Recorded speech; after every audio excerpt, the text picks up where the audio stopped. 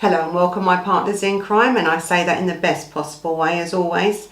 Now, before I get started on this case, and it's more of a look into the profile of someone, but before I get that I just have to do some housekeeping, I suppose, in that way.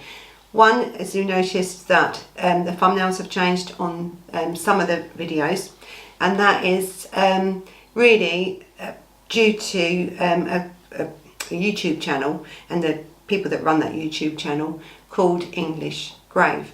Now, they're great and they've helped me all the way through, and it was their idea to change them thumbnails to have a sequence so they look better, and I love their designs, so they've done a few for me and now I've carried on. I don't know if you can notice the difference between the one they did and the ones I did, but you know, all credit to go for them for that. Also, I'm a day late I think on this because I wanted this out on Sunday, but two reasons. One, I've had my second COVID jab, which I forgot I was even having.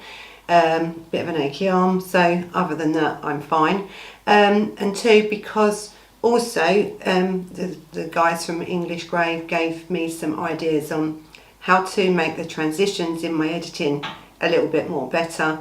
I don't want to have all the stuff, you know, I like to keep my videos quite simple and stuff, and I think I just needed to learn how to blend in and out. As I've told you before, I'm not technical at all, so I hope you like what I'm about to do with this video. But it wouldn't be much different, but it should be a more smoother look in the videos, in the transitions, through any cuts and that I have to make, and also through the pictures and the stuff I use. So hopefully that is better. So this case is the Levi Bellfield case, or it's a profile of a serial killer, because Levi Bellfield is a serial killer. A terrible killer, really, nasty piece of work. So there's a little bits about him, because I'd done the Millie Dowler case, and this is the man that murdered Millie Dowler. And in that case I spoke about more Millie's abduction and how quick it was and stuff like that. Also, I wanted to do Millie Dowler case separate from Levi Bellfield case because he's done so much, and also I didn't want him associated with her, I suppose, in that sort of way. And I wanted to try and explain how the family of Millie Dowler has been really, you know, found it very difficult to cope with the trial and everything else that's come out really since you know, the conclusion of this case really for Millie. So, and then we talk about other murders that he's done. We also talk about his mother and his relationships, because he was a domestic abuser. That was what he was, as well as a killer, as well as a child killer, as well as everything else this man is. That's what he was. And I think you need to know his character. You need to understand this man is a true narcissist, and we don't know why he's killed, because he doesn't really say. He said it was a hobby and stuff. You know, not all serial killers have a reason why they do it. But I think the mother, or his background, gives us an insight into the real Levi, really, and how he thought he could just do whatever he wanted and get away with it. So, as with many people, and Levi Bellfield is one of them, that when they're caught for serious crimes like this, they're then put in prison, and we've gone into that in the Millie Dowler case. So he is in prison. And then, as with other serial killers like Rose West and stuff, they want to change their name, you see. They don't want to be known now. Like he doesn't, as Levi Bellfield. He's gone back to Yusef Rahim. That's his name now. As if a change of a name is going to make this man any different. Now, he was born Levi Rebbit in 17th of May 1968, and he was better known then, I suppose, when the family sort of changed their name, and that's where Levi Bellfield come from. Now, he is an English serial killer and a sex offender. He was found guilty on the 25th of February 2008 for the murders of Marsha MacDonald and Amelia Delagrange. Now, and the attempted murder actually of Kate Sheedy. Now, I spoke about them briefly in the Millie Dowler case, but we'll go into a little bit more detail about them. Now, he was sentenced to life imprisonment without the possibility of parole, and I've said there's a few killers like Bellfield that will never be released. and for good reason, really, because he's just terrible, and he is suspect in other crimes, and we'll sort of have a look at that, of how he could have done the crimes, and actually some of these crimes other people have been charged and are at the moment in prison for. You know, we deal in so much, don't we, miscarriages of justice in this country. You know, the more I look, the more I find. I'm not sure with this one. It could have been either, to tell you the truth, but also I think in that case it could have been Levi Bellfield. The MO is there, really is. Now, as I said, in Millie Dowler's case, I think it was 1982 when she went missing, and he was finally charged and found guilty of Millie's murder in 2011 after he'd been charged for the other 2 murders and the attempted murder as well. So that was the background of him, as what I sort of spoke about in the Millie Dowler case. So Levi Bellfield was actually born in Middlesex. And he was born in Isleworth Hospital, I think, to Jean and Joseph Rebbit. Now, nee Bellfield. Now, he was of Romany descent. Now, Romany, and I hate to use this word, but either travellers and stuff, that was their descent. But he was actually not really Romany. He wasn't. He was brought up, you know, on a council estate, you know, in London, and his father died, I think, when he was 9 years old or 10 years old, and his father died from leukemia. So I think with Bellfield, he likes to portray that and he is of Romany descent, but he wasn't a true Romany, if you know what I mean. He didn't live the life, really. So when he was about 10, then the father died, and his mother then brought him up, and he had 2 brothers and a sister as well, and they were brought up in southwest London on a council estate. So not Romany. Romanies travel around, they don't live on a council estate in London, really. You know, if you're a true Romany, and Romany I think comes from different sort of cultures, but he sort of liked to portray that's what his background was. And but really, he was just a spoiled child by this mother. The father had died when he was 10, and I think one of the ex-girlfriends had said about him, or the ex-wife who had actually children with this man, is that his mother actually wiped his bottom until he was 12 or 13 years old. Also, Bellfield slept in his mother's bed until he was that age, and his mother in no way would believe anything that was said against this boy, whether it was when he was charged with murders of these people, and especially of Millie Dowler, but also when he was in relationships and domestic abuse was taking place, some serious domestic abuse was taking place. She wouldn't believe the women, because this boy was allowed to do what he wanted. There was never any consequences for Levi Bellfield, really, in the eyes of his mother. He was a perfect child. Actually, he was a mummy's boy. Now, he did attend school. He attended Forge Lane Junior School, and then he went on to the Rectory Secondary School in Hampton, then later moving, I think, to Fernham Community College. So he went through school and stuff like that, as with any normal kid would do. I think with Levi, his mother and this relationship he had with his mother was not normal. It really wasn't. And I think a lot of the ex-girlfriends and that have said this about his mother. This relationship he had with her was a little bit abnormal, and it made him so narcissistic, and he was probably born, with a narcissistic personality. The man was a very nasty piece of work. He absolutely hated women.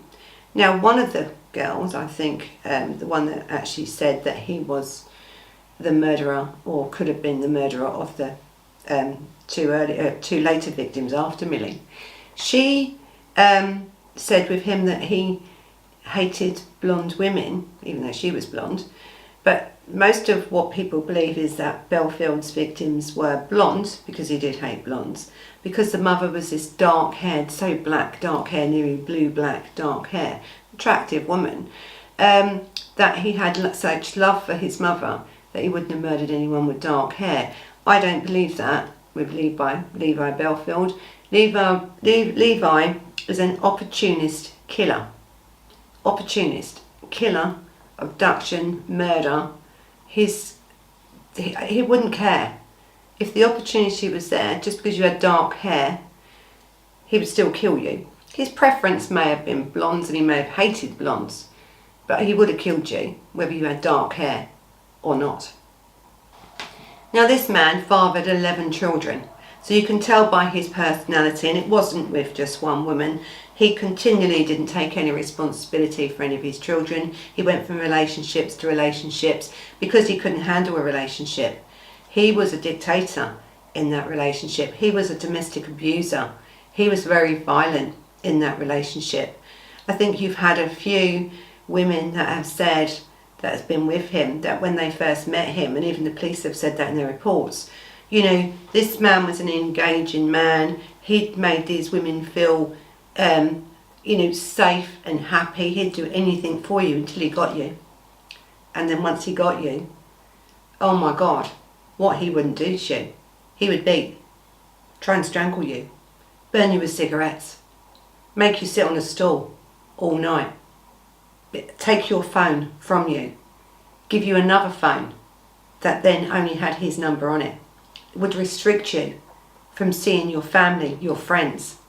This man wanted control, and if you didn't do it, he would nearly beat you to death. He was absolutely a terrible man. Now I think Emma Mills was his last girlfriend that he had 3 children by, and they're his 3 youngest children are with her, but he'd had, as I say, multiple relationships, multiple children, 11 children, took no really responsibility for them. He was violent within this relationship. These poor children must have seen terrible things, and I think one of his daughters does say something about him, and I'll talk about her a bit later, about how he was. But don't forget, he also had a fascination with children. He was a paedophile. He was. He doesn't like to be called it, you know, he doesn't like, you know, that's why he didn't want to admit to the murder of Miller Dowler. He is a paedophile, and he always was a paedophile. And then I think with Levi, it didn't matter, because he wasn't just a paedophile, he was a sex offender, a rapist, an abuser, and everything else of any woman that he could get, or anyone that crossed his path that he thought he could get away with, killing you, or assaulting you, or raping you. He would do that. So this character of this man, I think, stems from one, probably he was born like it, without a doubt, but he is so narcissistic, and you see that even after then, when he's been arrested and things he's said since then. This man wants to be a centre of attention. He loves it. So you can't believe everything Levi Bellfield says, either, because he says things to hurt, especially Millie Dowler's family. He says things to shock, to be in the news, to get himself noticed. This man won't go away.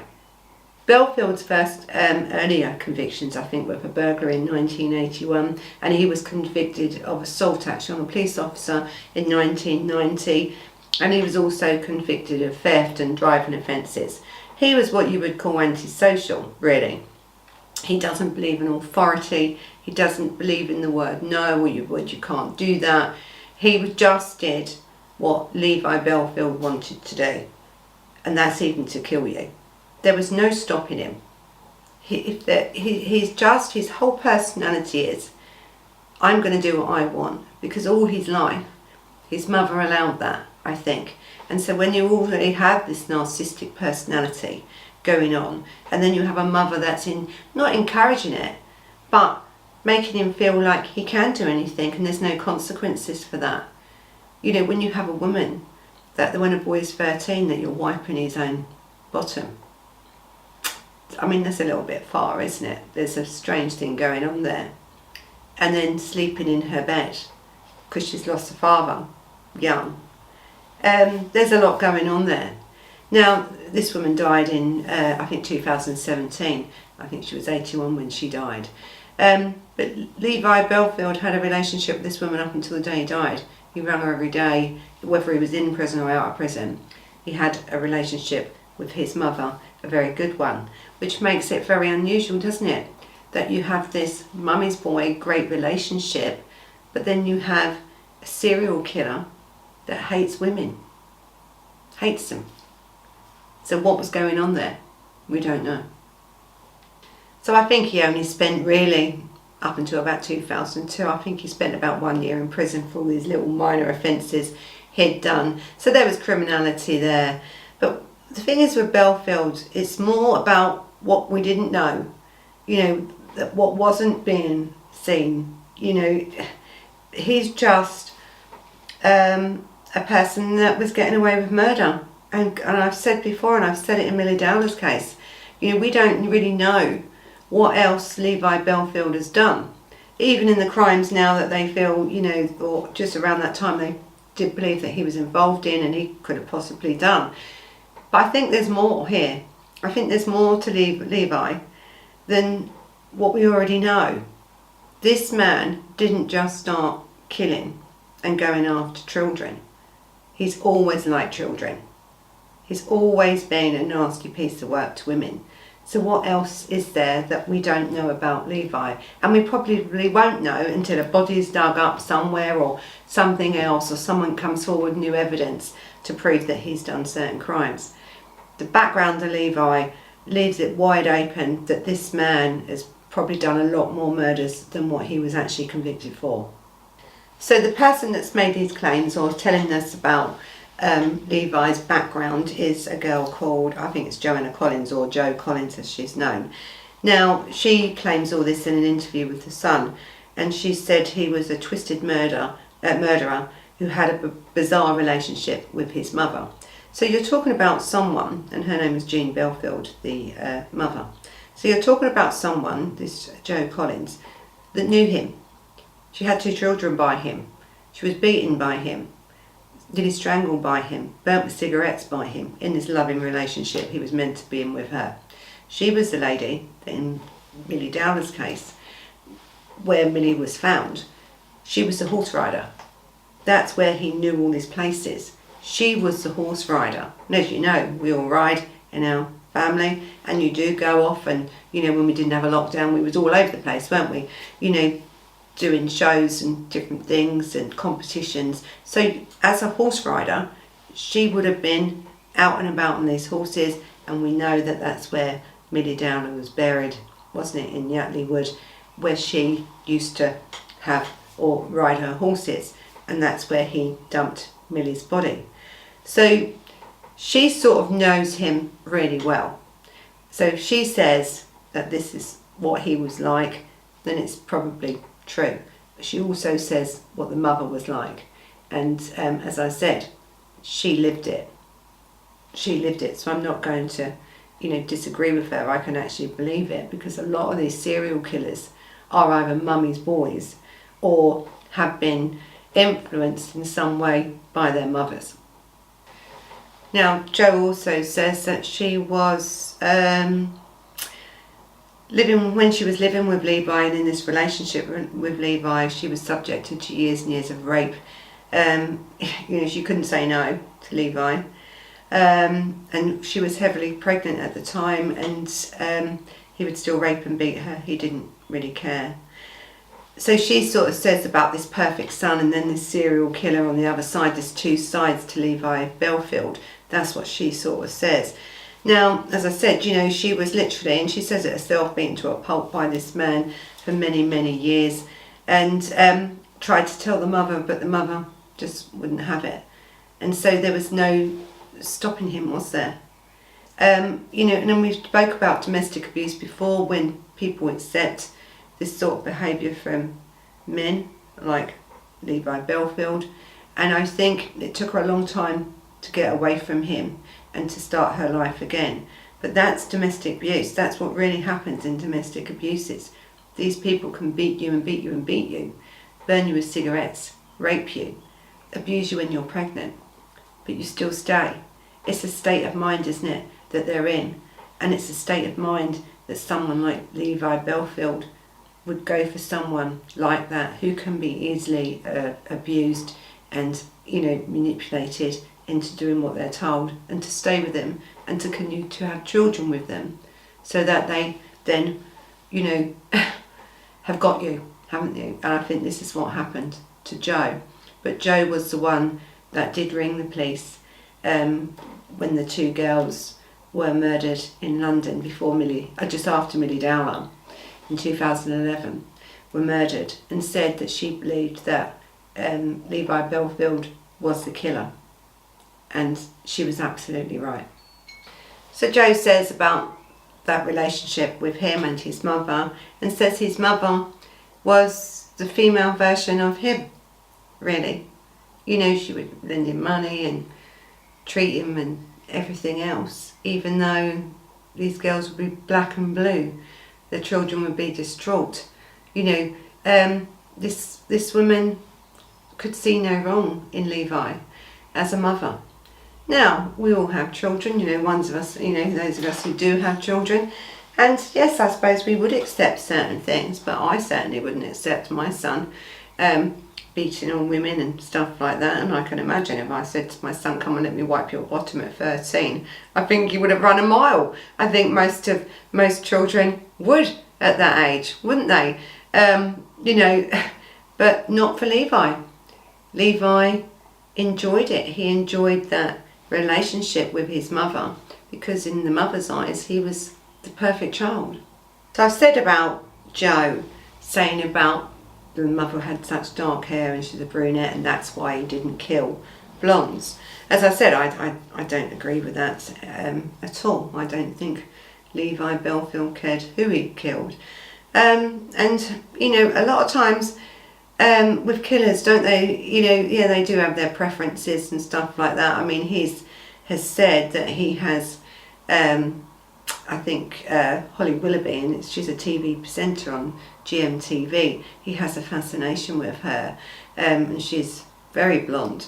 And the thing is, when Levi Bellfield says something to one of his pen pals he writes to, or people like that write to him, and as I've said before, a lot of people write to serial killers and stuff, and he's usually quite open actually in these letters to these pen pals, and he says about Holly Willoughby, and he says stuff, you know, and he also says about other murders and stuff that he's done, or insinuates that he's done, to keep his name in the press.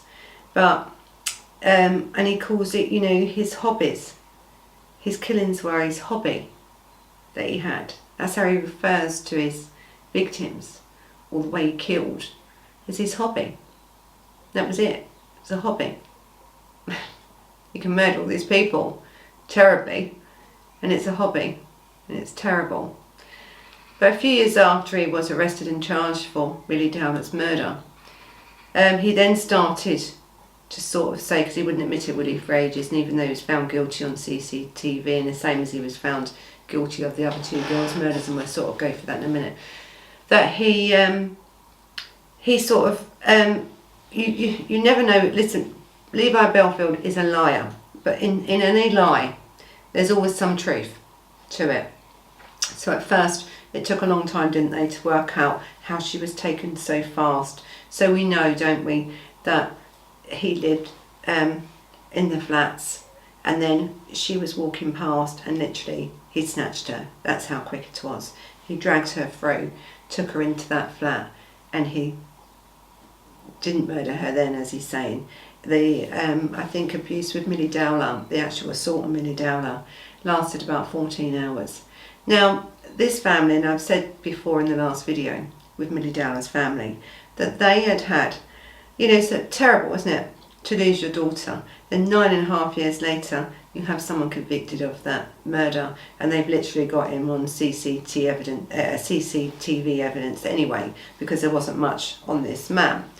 And then after another year or so, he's come out with then, oh, I did do it. Then he's retracted it. Then he said what he did to her and how he did it and how long it took. I mean, this family were put through so much, really.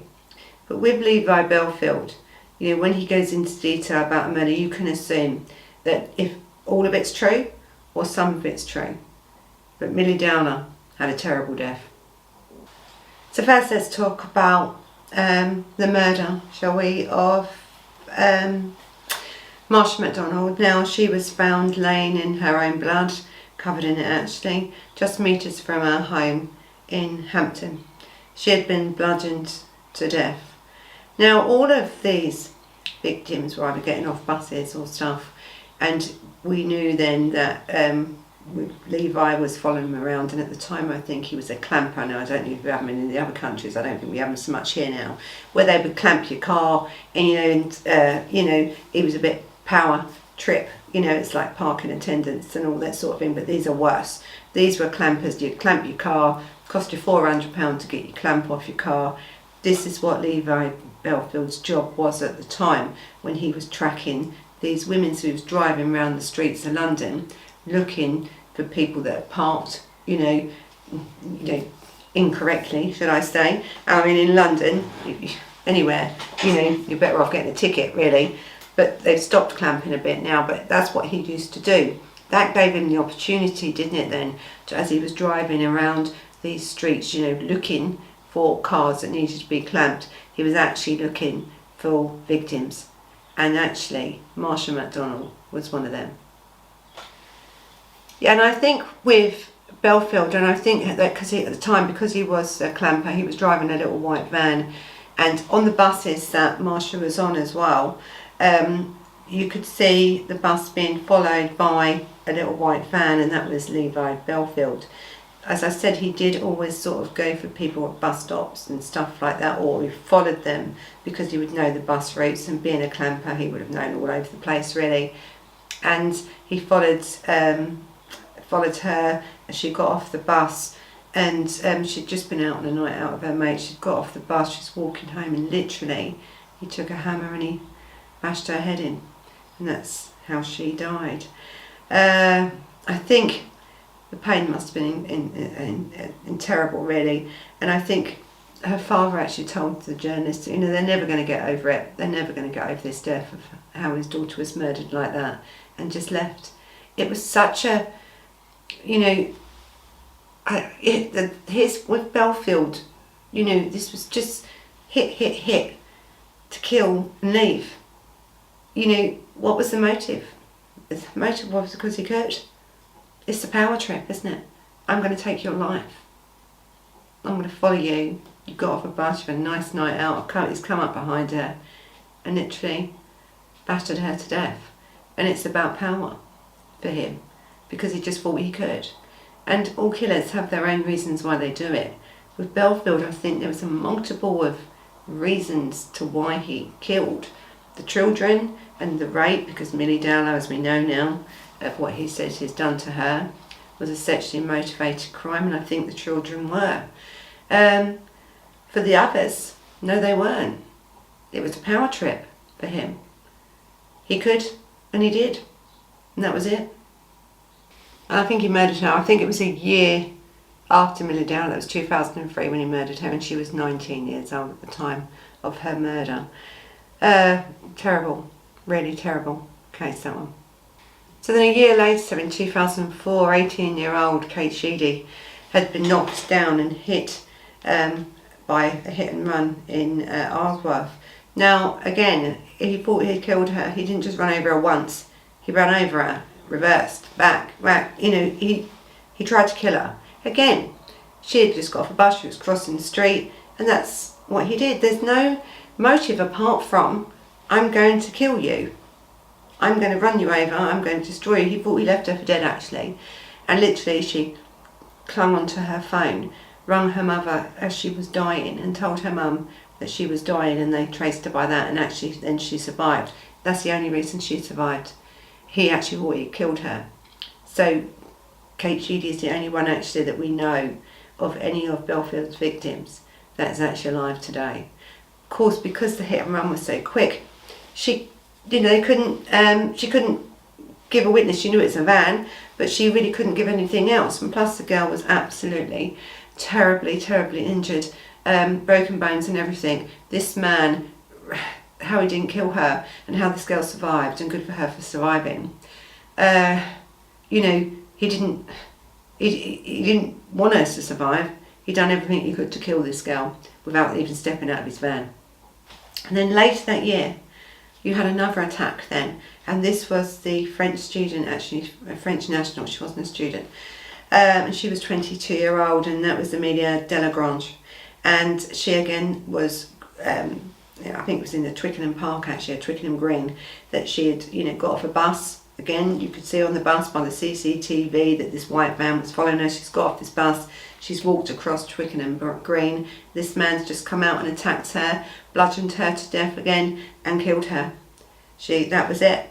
And the murder was so parallel then to the murder of Marsha MacDonald. Again, what's the motive? Power. I'm going to take your life. There's no sexual assault here. He just wanted to hurt, kill, take a life. And people we didn't know, he never knew these people at all. He'd seen them as he's driving around in his van, clamping cars. He's seen them get on a bus, he's followed the bus, he's watched them get off, he's parked up, he's killed them, he's got back in his van and gone on with his day. That's what Bellfield has done. And again, with Millie's case, you see, there was no evidence, was there? No physical evidence, anything, only CCTV. And even Millie on CCTV really didn't catch Bellfield, but they caught him for these other 2 murders. And as I said before, it took 9.5 years actually after that to convict Bellfield of Millie Dowler's murder.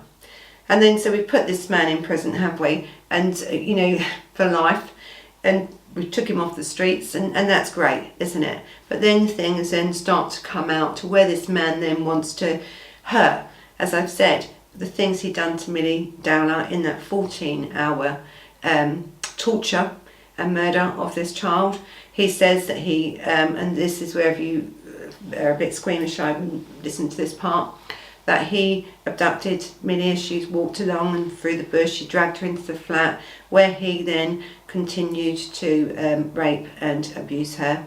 And you can imagine how violent this man is. I mean, I'm now talking about a 13-year-old girl that he's doing this to.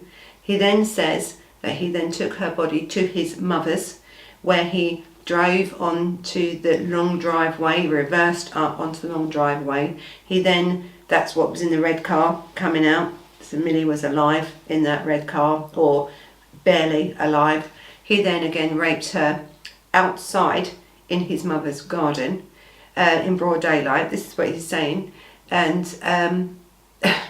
then chucked her back in the car, took her somewhere else and raped her before in the end strangling her in Yatley Wood, where she was found. Her ordeal lasted 14 long hours by this man.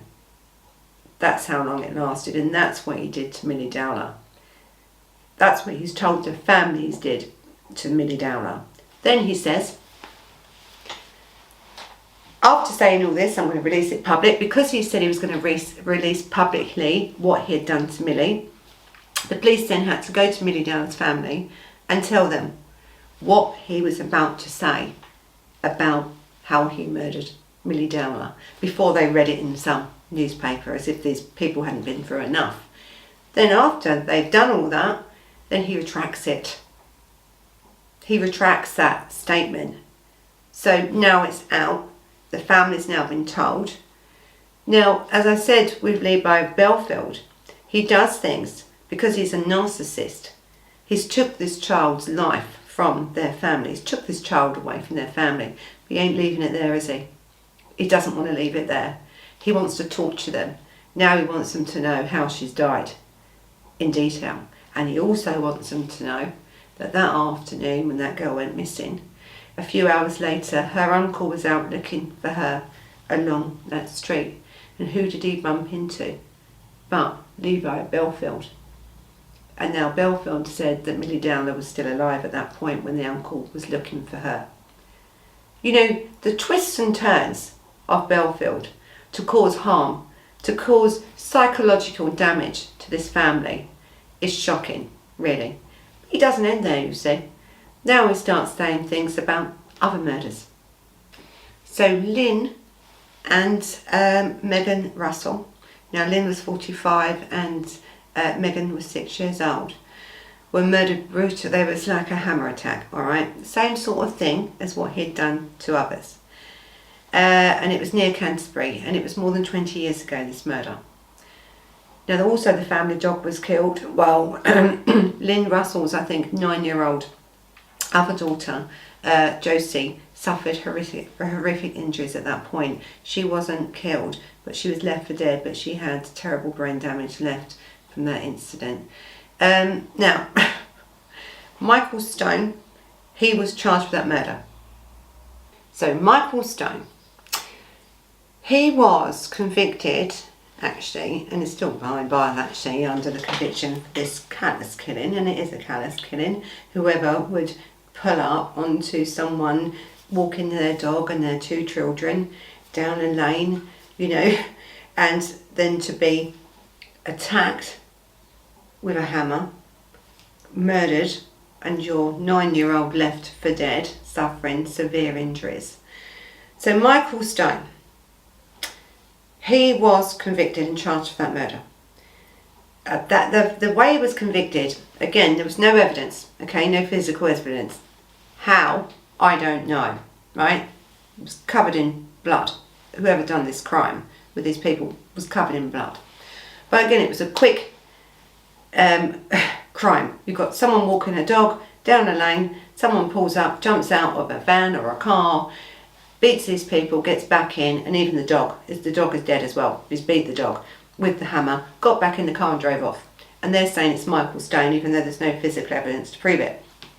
So as I said, even though there's no physical evidence at all to prove it was him, I think his conviction came from a cell confession. So now whether someone, he had told someone or whatever, or he said he'd done it in there, but that's how it came. So it's from a confession given inside a prison by himself or by somebody else. So again, you know, lately, I'm telling you, I've been dealing with so many miscarriages of justice, you wouldn't believe it. So I think, you know, I'm not saying that Michael Stone isn't guilty of this, but Michael Stone may not be guilty of this because, one, there's not enough evidence to prove he was, and it's not really his MO, really. He is a thief and stuff like that. Is he a murderer? I'm not really sure. But then we have Bellfield writing letters and talking about, you know, in his letters to his, you know, fans, where Bellfield then told this pen pal that Lynn was his type.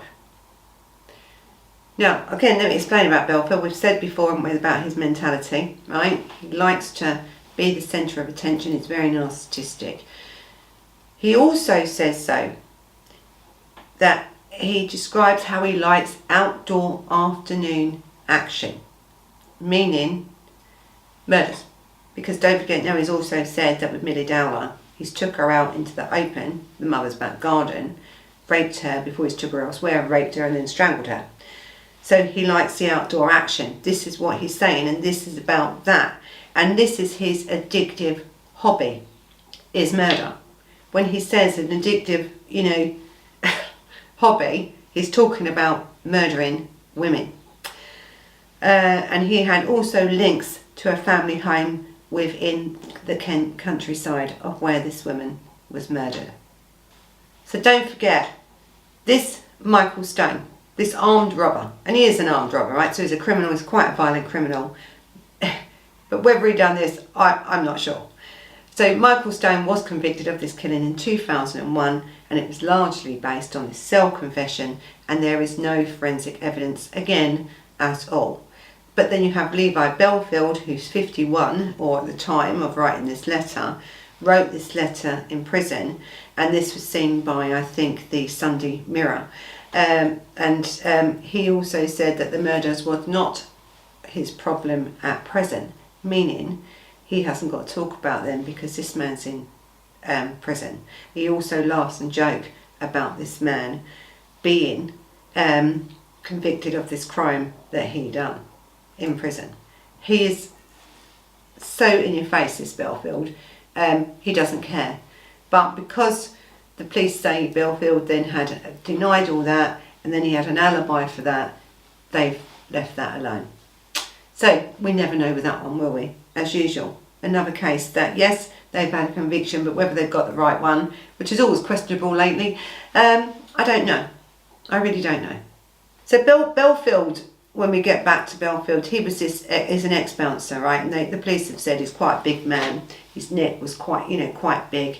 Fat, really, because he likes to think he's like, he was a fat man, but he had this big neck and he portrayed himself as this, bouncer, and then he was a taxi driver, wasn't he? And then he was this, clamper. He liked all these sort of things. All these sort of jobs with Bellfield got him around the streets of where he was picking up and killing these people. They also nicknamed him the Hammer Man after using and battering these, these two victims to death, the ones they know about, Marcia McDonald and Amelia Delagrange, to death on the attacks of 2003-2004. So that's what they call him, and he seems to love that name. So when we say to someone that, this man is called the Hammer Man, and then we look at the case of Lynn and her children, you think, this is more his MO, isn't it? Really, and if someone hadn't given an alibi, he would have been really a major suspect in this crime. Also, Lynn had very, very dark hair, curly hair, so because people think that Bellfield doesn't kill, dark-haired people, which is absolute bloody nonsense. A killer, when you're driving along and you're a killer like Bellfield, where it's a power, and you've got a woman walking along with her kids and a dog on a Sunday afternoon out, you jump out your van and you batter them to death with a hammer. I think it's more Bellfield's than anything, but we could be wrong. Let me know what you think about that one. There's more to come on Bellfield. So this pen pal asked him what sort of women does he like. And he said, I said before about Holly Willoughby and stuff like that. And if you know Holly Willoughby, she's lovely, isn't she? Holly Willoughby, her personality is great anyway. But he also said, he wrote about Lynn, the murders of Lynn and the family. He said he was also attracted to older women, dark curly haired, 40 to 45, this is what he's saying, slim, the horse type, the outdoor dog walker type, the housewife type he likes. I had a thing for that type of women, he writes, don't we all? So when he's telling you about the women he likes, it could be anyone, couldn't it? Because he's just described them, but he's also described Lynn, the girl that was murdered with her children, in his description of what he likes, the dog walkers, the horse riders, the country people.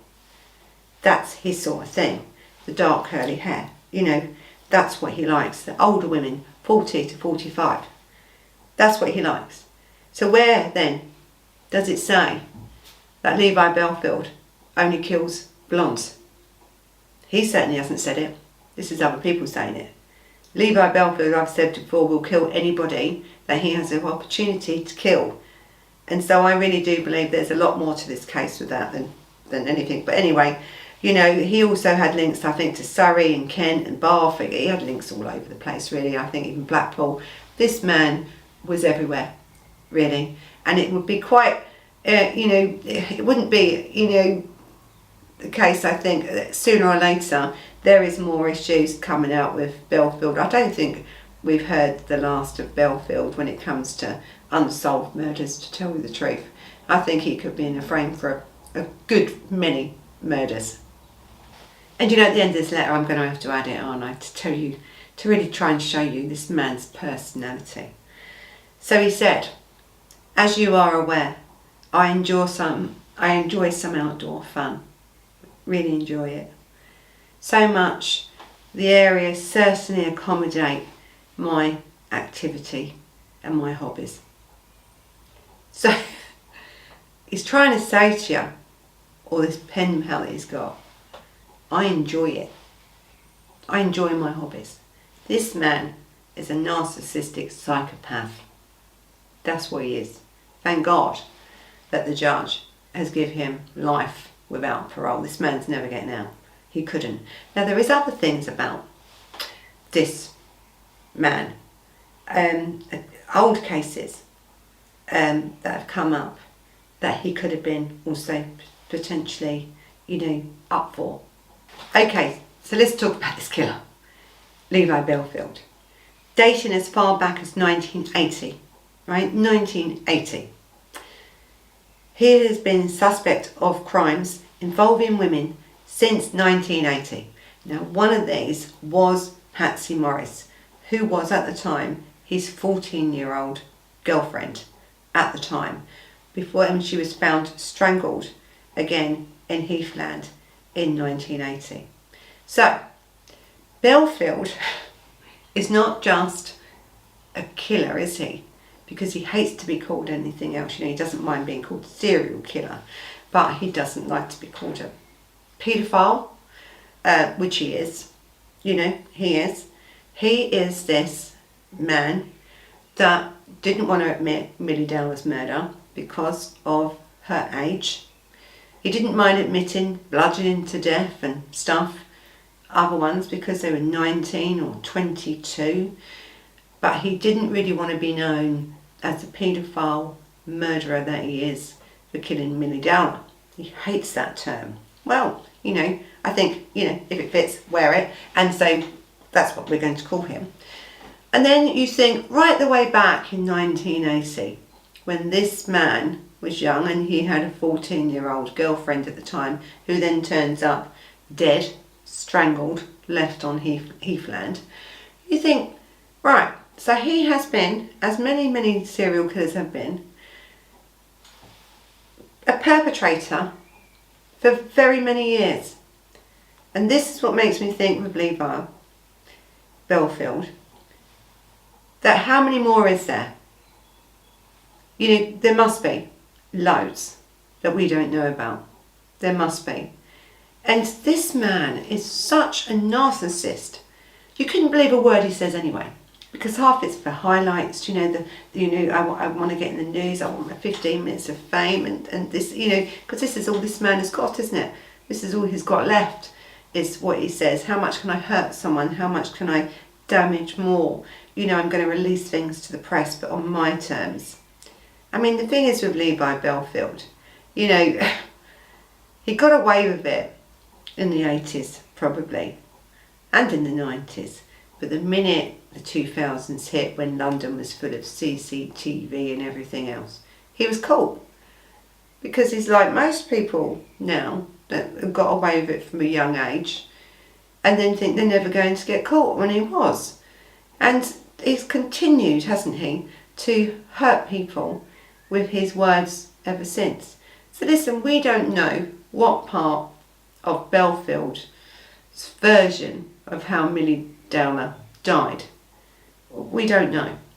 We can assume some of it or all of it is true. So the girl had a terrible death by a man that is a paedophile. That's what he is. And a murderer of children. The day before he abducted Millie, he tried to abduct an 11-year-old child. It didn't work.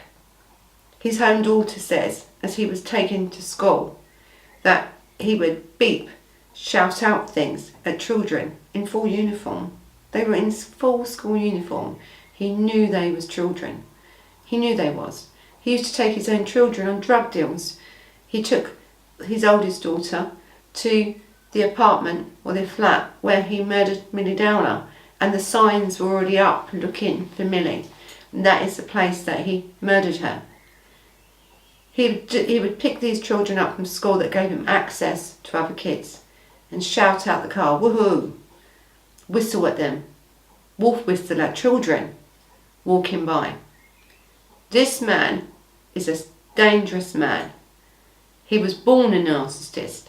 He was born into a family or to a mother that allowed him to thrive as a narcissist. Allowed it. Now, you can't blame her for his murders, but there's someone to blame, or something to blame, isn't there? Because this man just continues, or continued in his mother's eyes, to be the perfect son. The mummy's boy, the serial killer. Now she's dead and this man's on his own. He has his pen pals he writes to, but they sell their stories on what he says to people. Levi Bellfield will rot in prison for the rest of his natural life, where he belongs. And I think the more we try and give this man time, you know, like this, because I'll never do him again. That's it. I'm done with Levi Bellfield. That's me. I'm done with him. Because I wanted to try and explain to you what this man's like. What he's really like. What his life was like before he was caught for the murders that he did. He's a sick individual.